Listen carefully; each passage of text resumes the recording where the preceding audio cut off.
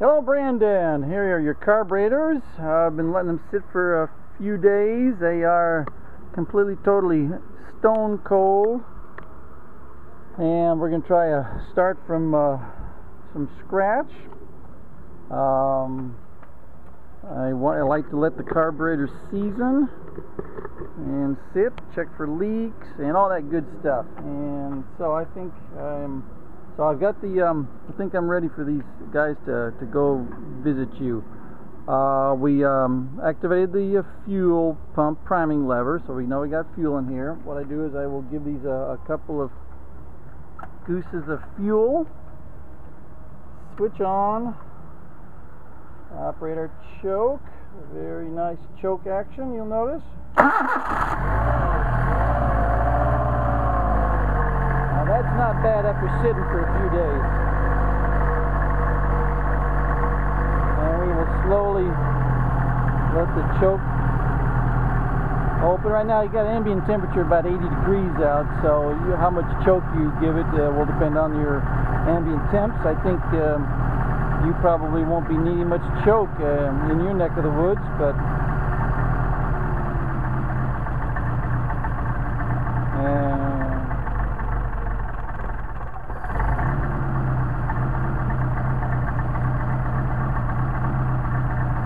ourselves warmed up here. Now you can be driving off while you have the choke partially open, so you would be driving as we speak.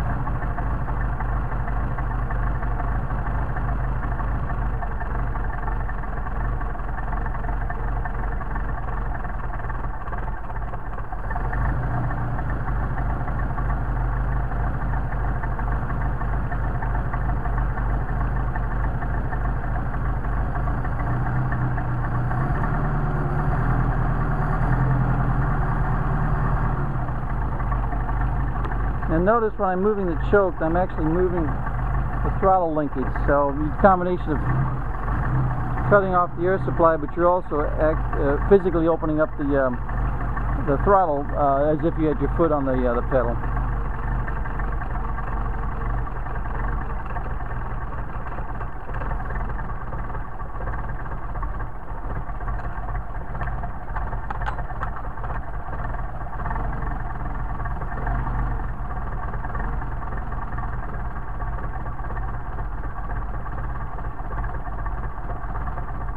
The idle's a little on the low side, so we're going to dial it up.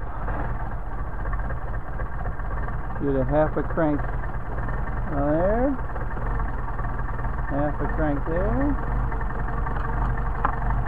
Get our idle up. We are busy waiting for our water temp to come up to speed. Can't adjust these things and they won't run right until you get up to operating temperature.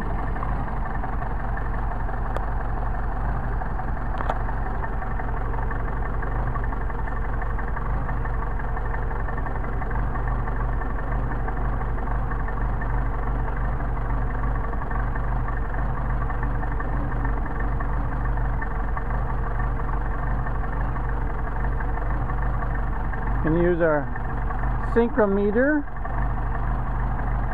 BK2-40 to adjust the carburetors. You can get these on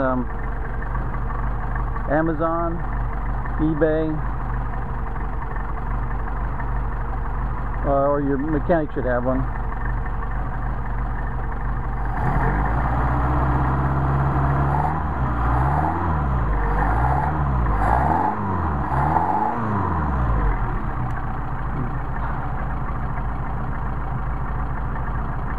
Tie off the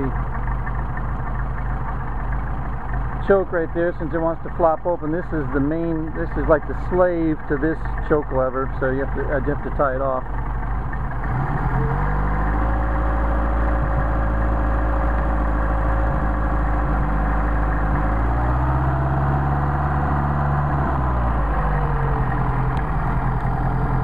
Getting close to the thermostat opening. Should be able to see the needle peak and then come back down.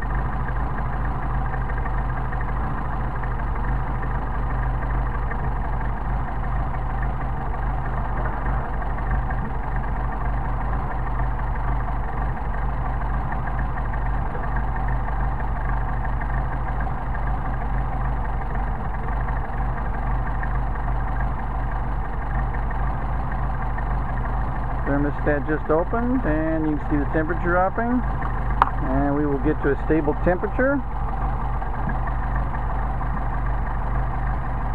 I happen to know that this engine runs around 150, 155. And there we go. Alright, stable temperature. Now we can adjust, we can double check our carburetors again for operation. Alright. Alright. Barely moved the needle there. 2. Barely moved the needle there. 2.5. And it will go down to 2. We've got, I pushed on the second barrel counterweight. That means those butterflies are and shafts are still stiff, but that'll settle in with some actual usage. I'm going to recommend you drive your car and drive the heck out of it. Now let's check our flow. Make sure we got uniform flow. Typically, like I say, we will disconnect the throttle linkage. I don't think you saw that here. Disconnecting the throttle linkage, so these are independent of each other. Making sure that nothing happens so that one carburetor accidentally opens and over revs the engine. So now we're going to check right here. We got 7 there. Got 7 there. But if we want to lower idle, right now we're at about 1,000. Nothing wrong with that. But if you want to lower idle, we excuse the camera work. I'm going to dial this back, and since these have the same thread pitch, you dial each of these idle screws back the same amount, and that will mean the carburetors get adjusted back the same amount. So did a quarter turn on there. Alright, got our idle down below 1,000 indicated. Let's see how we did here. We got down to 6 there, and I'd say 5 3/4. Bring up to 6 there. Took about a 32nd of a turn. Okay. So now we got a nice idle. 1,000 give or take. Snap our linkage back in place. And the reason this is on a turnbuckle, so that you can adjust this linkage exactly where you need it to be, to where when you snap it in place, nothing happens. And let's come back a little bit for the full picture. Excuse my camera work.